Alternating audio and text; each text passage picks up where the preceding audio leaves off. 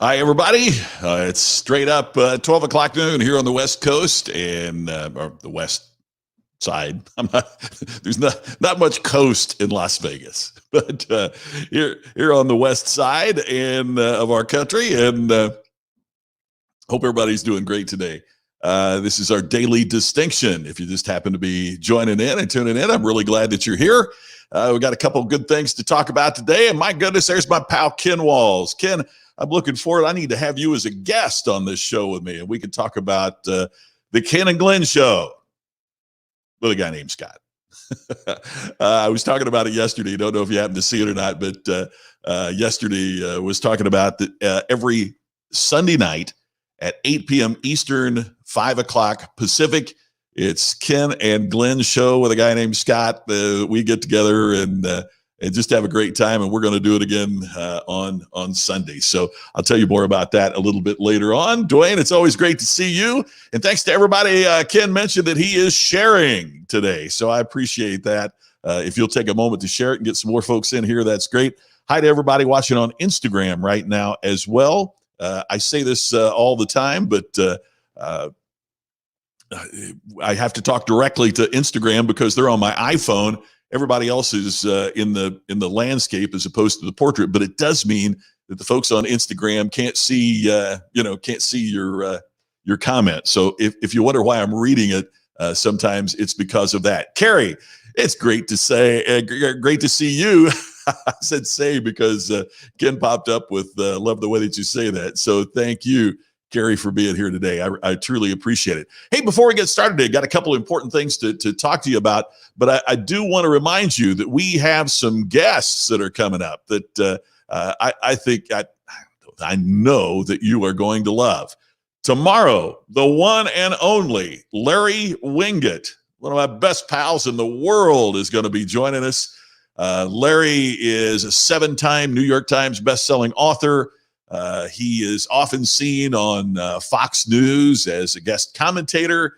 He's the guy that you saw on A&E with his show Big Spender. He's got some great books with the best titles in the world, like You're Broke Because You Want to Be. And my favorite title is Shut Up, Stop Whining, and Get a Life. Larry's most recent book is What's Wrong with Damn Near Everything and How to Fix It. So Larry's going to be with us tomorrow, and I know we're going to have a rip-roaring time anytime that Larry and I get together. And on Thursday, can't wait to welcome our Ken and my partner and co-host on the show that we do on Sunday night, Glenn Morshower, best known as Agent Aaron Pierce on 24. Also, he is a regular now on the television show called The Resident on Fox. That's so good. Yeah, we just watched. Matter of fact, it's kind of the season cliffhangers. Him sitting there talking with his son. So it's really, really a cool show. So Glenn has also been in every one, but except for one of the Transformer movies. He's a big character in the Transformer series. So a lot of stuff going on with Glenn, and Glenn's going to join us. He's one of those guys. I promise you, when you see him, you are going to go, "Oh my gosh, that's that guy!" Right? So you're going to see that coming up on Thursday. So make certain that you watch, because our guests will be joining us on Wednesday and Thursday right here at the same time. Colin Murphy a while back noted that it's going to be hard for Glenn and me to keep our show to 30 minutes. It is also going to be hard for Larry and I to keep our show to that period of time. So that's for sure. So hey to Pam, hey to Cheryl, and Ken, you're exactly right. Larry is awesome. Jerry has nailed it here. When you ask Larry what he thinks, he for sure will tell you. Right? You're not going to wonder where he stands. So that's true.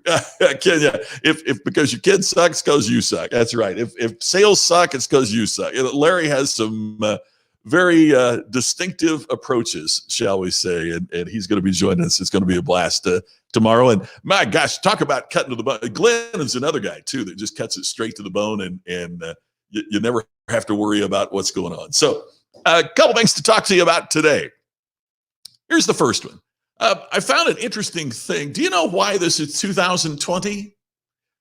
The reason it's 2020 Yeah, because last year was 2019. It's 2020 because that's what was decided when they came up with the dating of the calendar. And the calendar, sometimes they talk about BC and AD. Sometimes it's BCE and ACE or after CE for the common era. Okay, so here's what it means. If you see something that says BCE, it means before the common era. ERA, not error, ERRO, it's before the common era. BC means before Christ. Uh, Interesting how close they were, because most historians believe that if you really track it based upon the history that we have and that we know, Jesus was born somewhere about 4 to 6 BC. I always thought AD meant after death, the death of Jesus. It does not. AD means, and I hope I pronounce this right, Anno Domini, which stands for in the year of our Lord. That's the Latin way of saying in the year of our Lord. So BC and AD. Why do I bring that up? Well, because it seems to me that 2020 is also going to be a line of demarcation in our lives and in business.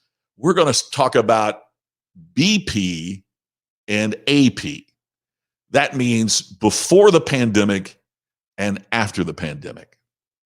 I really believe that as we think about things, as we start describing things for the future, we're going to be talking a lot about the way things were before the pandemic and the way things are now after the pandemic, because there's going to be such fundamental changes. Now, look, I've said this many shows. I want to say it again. I am not a scientist. I think we should not be listening. Yesterday, we talked about the signal and the noise, and I think we ought to be listening to the signal, and that is we listen to Dr. Fauci, or we listen to Dr. Binks, or we focus on just a very select few people. I saw this article today. My buddy Joe Calloway sent it, and he wondered what my response was going to be to it, and it was exactly the same as Joe's. And it was this guy talking about what's happening with the pandemic. And it said, Dr. So-and-so. So I'm reading it. I'm going along going, there's some of these assumptions I'm not hearing from other people. Turns out he's a psychologist. Now, a psychologist should be talking to us about how we think and about how we behave and how we deal with depression or other things that might happen during this time. But I don't necessarily need to hear a psychologist making predictions about infectious disease.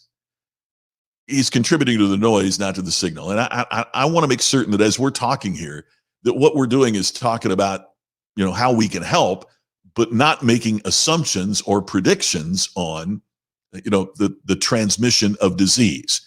So regardless of what happens, is there going to be a second wave of this? Regardless of what happens in terms of, the health crisis and in terms of what happens from a scientific standpoint, regardless of that, I think is going to be BP and AP. Before pandemic, there were certain things we did. After pandemic, there were certain things we did. Let me give you an example. Before pandemic, companies didn't think a whole lot about going out and getting office space. I think now they're going to think more than ever about how they invest in office space. Think of the millions and millions of dollars being spent in office space that is certainly going to be reconsidered. I mean, why wouldn't they think more about people working from home than ever before? There have been some studies that suggest that working from home makes us more productive. And so all of that is going to be significantly important with what's happening. There are going to be fundamental changes. The way we educate is going to be different in the future. We're going to talk in the future about some of the things I think is going to happen, but I want to suggest it's really important that you think about what's going to happen. Think about it in terms of, it's not going to be that we throw on a light switch and boom, everything is back to normal. Goldman Sachs said today, from an economic standpoint, they are predicting a recession 4 times worse than the housing crisis in terms of the impact on the economy. However, the other thing that they're predicting is it will be brief and that we will see an unprecedented rally and return. So what does that mean? It means, first of all, we need to be thinking about how do we think and approach and act and behave based upon the knowledge that we're going to have a slump. The economy is going to take a dump, right? It's doing it, and it will continue to. Especially for folks involved in the gig economy. I saw my pal Mike Staver was here, and for folks like us that are speakers, the business is going to fundamentally change. One of the things I saw recently is that about 70% of sports fans. Well, I'm not talking about folks like Tammy, that is not my wife, who's not a big sport. 70% of sports fans, guys like me, women like folks that I know that can't wait. There were people that, here we are in Las Vegas. It's going to be the first year for the Las Vegas Raiders in the NFL. Brand new, beautiful stadium. And 70% of people are saying, we're not quite ready to go to ball games and concerts yet.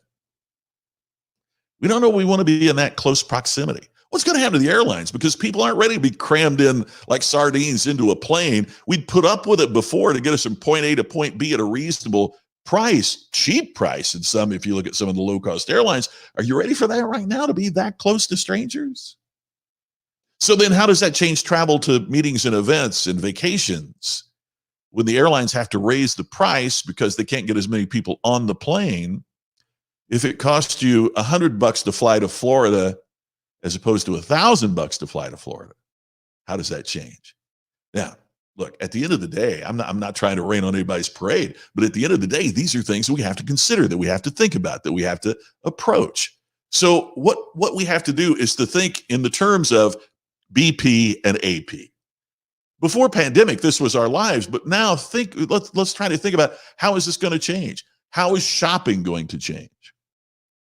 How are meetings going to change? How is work going to change? How is the education of your kids going to change? I don't know that anybody has all the answers, and I'm certainly not here to say that I have them all. But I am suggesting that we need to be thinking about it now rather than thinking about it when change is forced upon us. It's kind of interesting that what's the old Shakespeare line? There's three kinds of people: those that watch what happened, those who make things happen, and those who wonder what happened. I don't want to be one of those folks that wonder what happened. And in fact, at the end of the day, I really don't want to be one of those folks that watch what happens. I want to be one of those folks that helps make things happen. And I think you do too. And that's why you're here, and that's why you're watching. Colin always has great comments, and he says, I think part of the issue is also being an unknown. You can find a high level of doctors saying contradictory things all over the place. That makes it hard to even know who is the signal. Yeah, you're right, Colin. But we have to make choices, and those choices include, who are we going to watch? Because we can't watch everything, and we can't take it all in. We've got to focus somewhere. And one of the things we can focus on is how are we going to react? How are we willing to change? Marty, you nailed it, man. Great comment, my friend. You've got to be the wave, right? You can't just ride the wave. Let's be part of the wave that makes things happen. So that leads into the second thing that I wanted to talk about here in our time together this afternoon. Yeah, kid, $100 to Florida to be first class fare today. It's not even going to buy you gas in the future. So, not trying to sell you anything, but I went back through my book, Iconic, and I was talking about, does what is in there, does that apply? So I went back to some of the folks that are featured as case studies in the book, and I wanted to talk to them about what they're doing. What do iconic businesses do? What do iconic leaders do during a time of pandemic? And the first factor of iconic performance is play offense. As I was writing the book, being a sports fan, one of the things I always heard was that defense wins championships. You've heard that, right? Defense wins championships. So I went back and I looked at the data, and it's really fascinating when you look at the data, because in fact, defense does not win championships. More Super Bowls have been won by teams with a top 10 offense than a top 10 defense. Teams with a better offense have won about 2/3 of the NFL playoff games. So it's an old cliche, I guess that's redundant, isn't it? There are very few new cliches, but it's a cliche that defense wins championships, but when you really study it, it's the offense that wins the championships, not the defense.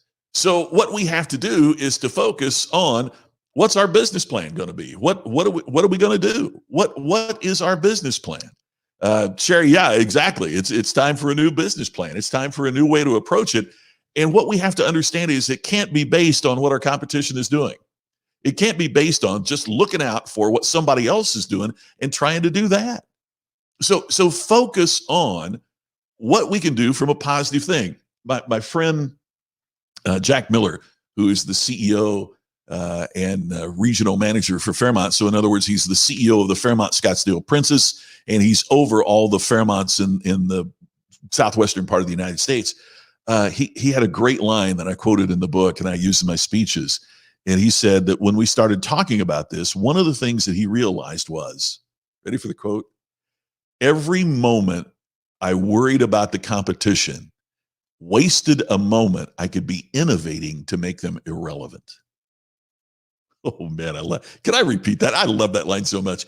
Every moment I spent worrying about the competition wasted a moment I could be innovating to make them irrelevant. That's what we need to be doing. We need to be focusing on what can we do during this pandemic to play offense, to bring more value than ever before. By the way, I think that applies for parents too. I don't think that's just a business thing. I think that applies to parents as well. Let's play offense. Okay, so what do I need to be doing in terms of what's happening in our home and with our family budget? What do I need to be doing in terms of what our kids need to be learning and seeing and reading and digesting and thinking and playing and all of that? Let's not play defense against this. Let's play offense in terms of what we can do to make something happen. Look, it was fascinating to me yesterday to see that positive books, the sale of self-help and positive books are down more than ever. Can you believe that? The sale of positive books about personal development and self-help and business, the sales have fallen off the cliff. That shocks me. It would seem to me that in times like this, people would be turning to that. Instead, people have been buying books like Mark Manson, Everything is F Word, or how you deal with things when everything goes off the cliff. Now, look, I think we need to understand that these are certainly times of challenge and change, but pulling the covers over our head is never going to be the right strategy for AP after pandemic. Colin says here, this is a great one. Offense is proactive. Defense is reactive. Do you want to make something happen or wait and see what happens? Or have it happen to you, right? I mean, to be at the whim of what happens to you. My buddy Ken says for a business to survive and get back to thriving, they're going to have a taxi-terry approach. Yeah, you got that right, Ken. We've got to be proactive in terms of this, like taxi-terry. Are you ready for the best cab ride of your life? It's got to be. We're going to find a way to serve you more powerfully and productively than ever before. Hey, my pal Jeff says he's going to be at the Raiders opening game here if allowed, and NASCAR. You're right. We can't stop living. I think it's going to be interesting to see, Jeff and everybody, how the way that we live is going to change and going to be impacted more than ever before. Hey, look, maybe some folks aren't listening and thinking positive thoughts during this challenging time, but that doesn't mean that you can't and that I can't. And that's why I had that up there. That's our website, distinctionnation.com. Distinction Nation has free resources for you. It's got a 14-day audio program, absolutely free for you to get.